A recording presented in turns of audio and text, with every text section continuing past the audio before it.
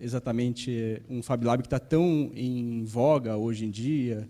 A gente abre o jornal, a revista, a televisão, a gente ouve falar muito sobre isso, mas acho que é importante a gente partir de um princípio básico, que isso é uma definição minha a partir da prática. Eu acho que o Fab Lab, antes de mais nada, ele é um espaço onde as pessoas se encontram e essas pessoas têm acesso à informação e aos meios de produção digitais. Enfim, e para isso, e com isso em mãos, elas podem fazer, segundo o mote da rede, quase qualquer coisa, ou enfim, botar seus projetos em pé, seja ele fazer uma empresa ou um projeto de tecnologia, ou resolver um problema pessoal, ou enfim, resolver um problema comunitário, mas com base nessas tecnologias, na informação livre e a conexão que esses espaços são potencialmente capazes de fazer, essa é a grande questão. Ontem mesmo a gente estava numa reunião com a Sherry e ela salientou, e é uma coisa que é uma espécie de mantra nosso.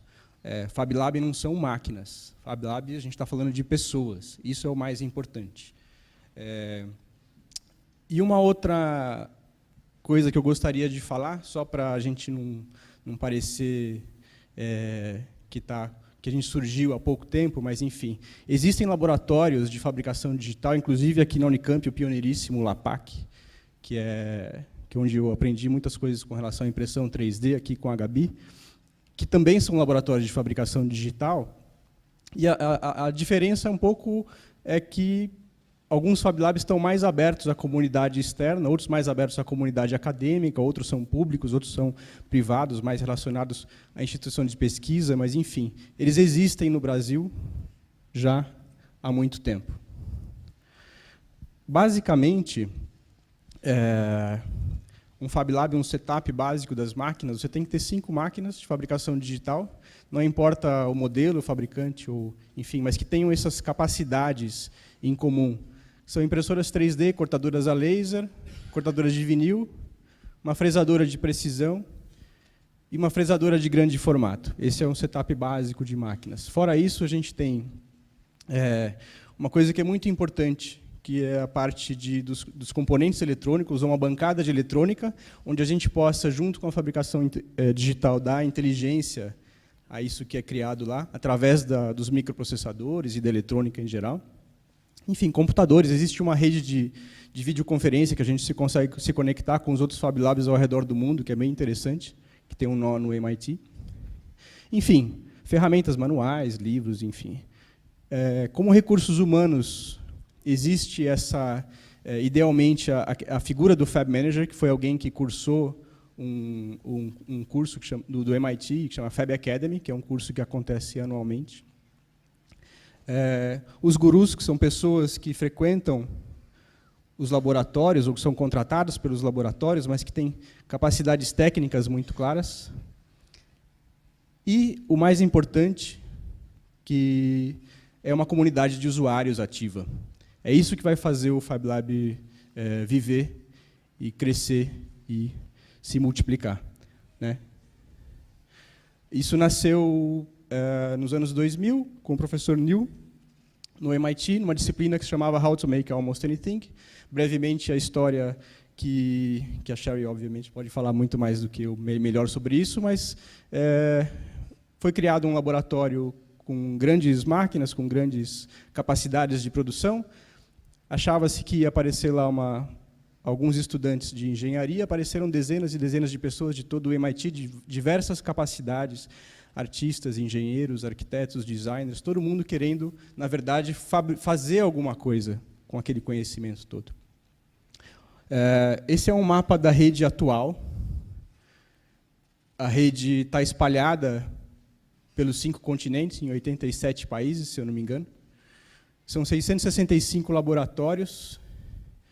E isso, eu estou também partindo do princípio, da rede. Existe um site, fablabs.io, onde existe uma lista dos Fab Labs. Foi dali que esses dados estão vindo. Ontem a Sherry nos contou que são 665 listados, mas que você contar os que ainda estão em processo de aprovação e análise, são mais de 1000 laboratórios no mundo.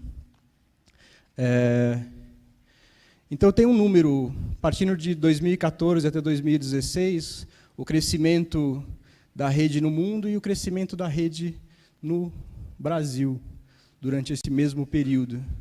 Aqui a gente tem uma projeção, que é uma coisa que é recente, que foi o surgimento da rede pública de laboratórios na cidade de São Paulo, né, da Secretaria de Serviços, bancada por uma ideia do prefeito Fernando Haddad, que há 2 anos, 1 ano e meio atrás, teve a oportunidade de conhecer o trabalho do Garagem, e a gente, com muito orgulho, pôde ajudar a tentar pensar um desenho do que seria uma rede de laboratórios pública gratuita para uma cidade de 12 milhões de habitantes, que é São Paulo. Enfim, esses laboratórios hoje estão, a Juliana vai falar aqui, o pessoal da prefeitura vai falar muito melhor do que eu, mas eles estão em plena operação e a gente espera que em breve isso possa estar integrado também à rede oficial. Não se preocupem, tem muitos dados aqui, essa apresentação vai estar disponibilizada depois no site dos fóruns da Unicamp, mas tem uma lista, eu fiz um pequeno levantamento dos 17 Fab Labs hoje do Brasil, onde eles estão mais ou menos enquadrados, seguindo a classificação proposta pela Heloísa Neves no livro dela e do Fabian, que é Fab Labs, a nova vanguarda da fabricação da Revolução Industrial. E que você tem algumas categorias, né, os Fab Labs acadêmicos, os públicos ou os profissionais.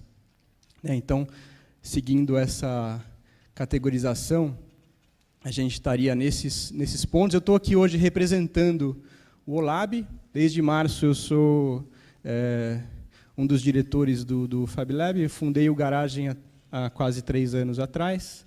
Hoje o Garagem nasceu como um laboratório profissional, mas hoje ele se transformou numa associação sem fins lucrativos.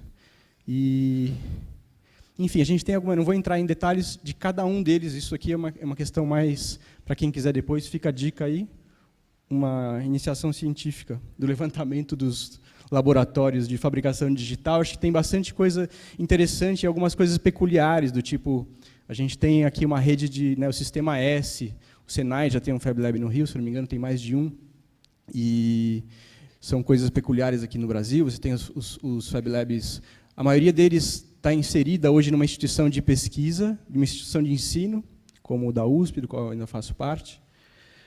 E são poucos os profissionais. Alguns deles, coloquei aqui que eles estão hibernando, porque eles nasceram com muita força e já chegaram a criar uma comunidade de usuários efetiva, mas os Fab Labs eles não têm um modelo de negócios muito definido.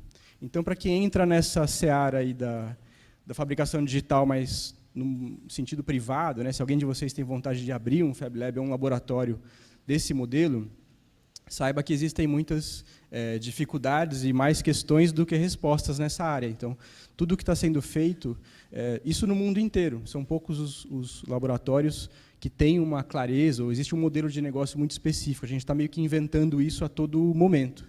Então, por exemplo, posso citar o caso do Garagem, que nasceu como uma empresa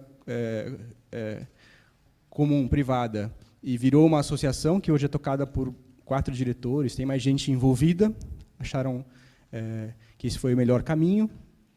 E o Lab, no qual eu estou mais envolvido hoje, que tem um caminho misto, que eu também acredito bastante, que assim, é uma empresa, mas tem um braço que é uma organização não governamental. E uma coisa pode ajudar a levantar a outra, porque se de um lado a receita é um pouco incerta com relação à parte privada dos Fab Labs, existe essa dicotomia, porque os Fab Labs, na verdade, eles partem do princípio que você tem que ter uma parte do seu tempo aberta ao público e gratuitamente, não importa. Isso é uma condição sine qua non para você ser um Fab Lab. Se você não for aberto e gratuito uma parte do seu tempo, você pode ser um makerspace, um hackerspace, alguma coisa assim, outra coisa, um laboratório de pesquisa, mas não se enquadra dentro dos padrões estabelecidos por essa rede que começou no MIT. Então, a gente acha que... e, por um lado, uma facilidade quando você trabalha, por um lado, de uma associação não governamental, uma ONG ou uma associação, enfim, você consegue abrir, aqui no Brasil especialmente, alguns canais de financiamento ficam mais fáceis se você é uma associação. Então, a gente pensou muito nessa questão. Mas, por outro lado, a gente também sabe que aqui no Brasil, por uma série de questões, a legislação do terceiro setor ela é um pouco restritiva com relação ao que eu faço com os recursos que entram. Então, tem toda aquela questão da prestação de contas e dos conselhos fiscais e tudo mais. É uma coisa que, isso eu posso dar um testemunho, assim, se eu tivesse que respeitar isso durante esses últimos 2 anos, se eu tivesse nascido como uma associação, eu não teria vivido, porque a cada 3 meses eu tinha que mudar o plano de negócios, porque tipo, isso aqui não dá certo, isso dá, isso não dá. Se eu tivesse que ter essa rigidez, seguir essa rigidez no sentido de prestação de contas e tudo mais, ia ser muito difícil florescer. Isso no meu ponto de vista, óbvio. Então, acho que uma solução mista pode ser uma boa saída. E, para terminar um pouquinho, antes de falar sobre o que a gente fez no Garagem e no Lab nesses últimos 2 anos, eu queria mostrar o crescimento dessa rede de Fab Labs no Brasil, de 2011 a 2016. Então, tudo começou com o Fab Lab da USP, que foi o primeiro Fab Lab da rede no Brasil, sob a coordenação do professor Paulo Fonseca, e o grupo de pesquisa DigiFab, que até hoje está lá coordenando os trabalhos do laboratório. Depois nasceu o Garagem. Desse encontro, eu considero que o Garagem é uma spin-off da USP, por isso que é importante, eu acho, a participação ou a presença do poder público nesse tipo de iniciativa, porque proporciona encontros, proporciona questões e pode alavancar negócios que vão sair dali para fora. Nesse mesmo tempo, ou logo depois disso, ou um pouco antes até, o Alex também vai falar para vocês aqui, começou um trabalho incrível, que foi o Fab Social, que tem um alcance enorme, que vocês vão poder ver. E foi fundada a Associação Fab Lab Brasil pela Heloísa Neves, junto com algumas pessoas que estão aqui também, e na qual ela foi diretora durante esse tempo. A partir daí foram surgindo outros. Em Florianópolis, esse que hoje está hibernando, da Cláudia, o Fab Lab Belém, que é um dos primeiros do guerreiro Thiago, está aqui, que é um cara que tipo um Don Quixote assim, dos makers, porque ele também com recursos próprios, assim como o Alex em Guarulhos, foi levando, e recentemente conseguiu, com muita bravura, conseguiu um recurso público, vai montar um Fab Lab, já comprou as máquinas, está voltando para Belém, vamos perdê-lo, infelizmente, em São Paulo. Fab Lab do INSPER, que é acadêmico, o OLAB no Rio, Curitiba, que está ainda em processo de achar espaço, eles começaram, agora meio que voltaram um pouco atrás, estão repensando, que é muito comum, porque eles, de novo, é um dos Fab Labs que é privado. Cuiabá, que está dentro de uma universidade, o Senai, que é esse misto de associação pública, associação privada com interesse público, né?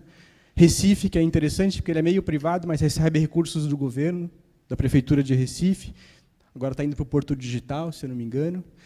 Porto Alegre, que é bem peculiar, assim, tem uma série de iniciativas que a gente, de pequenos empresários que se inseriram nessa rede, o pessoal que mexe com design, marcenaria, Brasília, que é bem ativo também, o pessoal e também é um laboratório privado. A Facens, que eu vi o Antônio ali, que é um laboratório incrível, o primeiro do interior paulista, está dentro de uma universidade privada, mas que tem acho que é uma das mais, que geram mais projetos e mais cases de invenções e de coisas assim. Eu acho que muito em função do Anthony, que é um cara criativo e brilhante. Newton, um pessoal de Belo Horizonte, Porto Alegre, outro dentro do Instituto Federal do Rio Grande do Sul, da Regi, que é de Florianópolis também, e o Usina, que é outro em Porto Alegre, um bem pequenininho, é um mini Fab Lab, assim, uma coisa bem...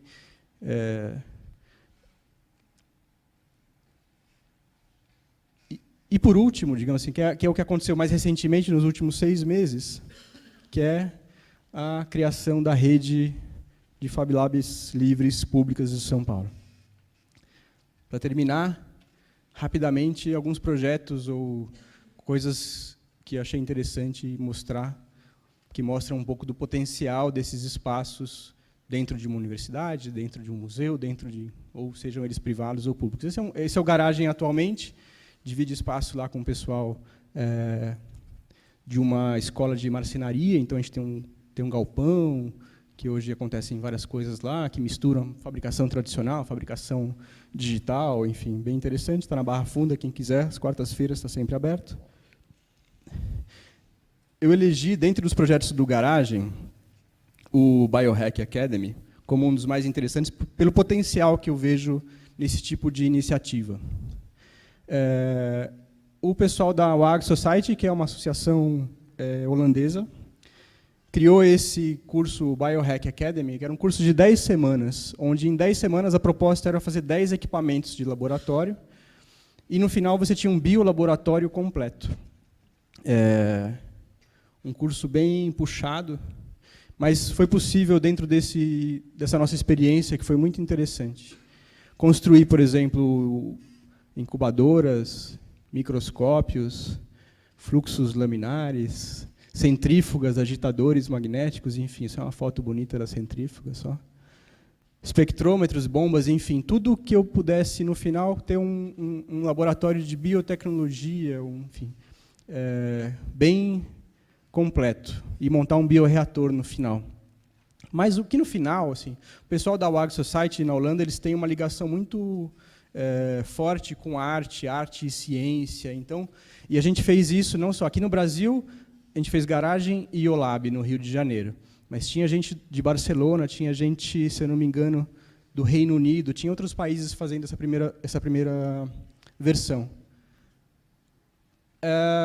Eles estão muito conectados com essa coisa da bioarte, ou da arte e tecnologia e tudo mais. Então, o que a eles, os projetos finais das pessoas, saíram muito com essa cara. Mas, para a gente aqui, o que fez muito sentido foi o seguinte, pelo menos no meu ponto de vista. Se eu fosse comprar versões simples desses equipamentos no mercado, eu ia gastar aí 120, 150 mil reais. A gente fez com 5 mil reais. É óbvio que se você me perguntasse, mas faz a mesma coisa, talvez se eu tivesse algum uso muito extremo ou muito restrito de biotecnologia, você não dá para dizer que um equipamento foi cortado a laser na MDF, né, com MDF você vai fazer a mesma coisa. Agora, existe um gap entre, por exemplo, no Brasil, o ensino básico e a pesquisa de ponta. Quer dizer, qual escola pública, que seja, ou mesmo privada, que tenha um biolaboratório completo dentro de uma sala de aula ou dentro de um laboratório? Não tem. Então, existe uma coisa muito interessante aí para ser desenvolvida. Todos esses projetos são abertos. Pode entrar no site do Biohack Academy e baixar todos eles. Está na 3ª edição, o Biohack Academy. E você baixa e monta, e adapta, enfim. Isso foi uma das coisas mais interessantes que aconteceu. Algumas fotos do OLAB, de novo, no Rio, vários projetos ao mesmo tempo. O que importa aqui é para vocês verem que não estou vendo nenhuma máquina, estou vendo gente trabalhando, gente conversando, gente discutindo e trocando conhecimento. Um dos projetos interessantes do OLAB foi o Gambiarra Favela Tech, em conjunto com o Galpão na Favela da Maré. E que a ideia, o OLAB, ele tem, a maioria dos projetos do OLAB é gratuito e público e acessível porque somos bancados por fundações privadas, como a Ford Foundation, Open Knowledge Foundation, que nos permitem ser totalmente abertos ao público. Então, a ideia, e o Rio tem uma geografia que é peculiar, então a ideia é trazer as pessoas das comunidades, que estão mais inseridas do que em São Paulo, a esse mundo maker, ou enfim, ou tirar essa análise superficial de que existe agora um movimento maker que nasceu agora, agora todo mundo é maker e tal. Esses caras são makers desde que nasceram. Basicamente isso, é mostrar um pouco que essa cultura, ela nasce de questões diferentes, né? No caso da gente que estudou e está numa faculdade de design, ou arquitetura, acaba entrando em contato com isso por diversas questões, mas o cara que está numa comunidade, ele nasce tendo que se virar, e existe um conhecimento ali adquirido que é super interessante. Misturar essas duas coisas é uma das missões do OLAB. E, para terminar, recentemente a gente fez um projeto que envolvia, a partir do Biohack Academy, criou-se uma comunidade de biotecnologia dentro do Lab que é muito ativa. Tem uma galera da Universidade Federal do Rio de Janeiro, do campus de Xerém, que vai todo sábado lá fazer biohacking no Lab. E a gente fez o biotecido a partir da kombucha, que é um chá. Na verdade, isso é um chá com açúcar, mas tem aqui uma composição de bactérias e uma levedura que elas excretam celulose, basicamente isso. Então, esse tecido feito com o cocô da bactéria. E, com isso, a gente fez, há 2 semanas atrás, um workshop no República, em Berlim, representado pela Rebeca Estrada, que é uma maker incrível, onde se fez um bracelete utilizando esse biotecido e incorporando elementos de eletrônica, né, o famoso wearables, mas usando um tecido que era biofabricado. E foi um resultado incrível, os alemães adoraram, mas porque a ideia era 10 pessoas davam as mãos, e a hora que você dava as mãos, o bracelete acendia, piscava, fazia barulhos, e os alemães adoraram a ideia de dar as mãos. E a gente está falando... Basicamente, o que eu queria, o meu ponto de vista sobre os Fab Labs e sobre esses espaços, a gente está falando sobre democratização do acesso, a gente está falando sobre empoderamento e emancipação dessas pessoas. A hora que você poderia ficar aqui horas dando um testemunho de como eu me sinto emancipado com relação ao que eu compro ou ao que eu consumo, em função de todo o conhecimento que eu tive dentro de um Fab Lab. Ou seja, a hora que você tem esse poder, você compra de uma outra forma, você consome de uma outra forma, você para pensar o lixo que você está colocando ali no mundo, enfim. E isso é óbvio que a gente está falando de inovação social e empreendedorismo, que no Brasil é uma coisa tão necessária. E é isso. Obrigado.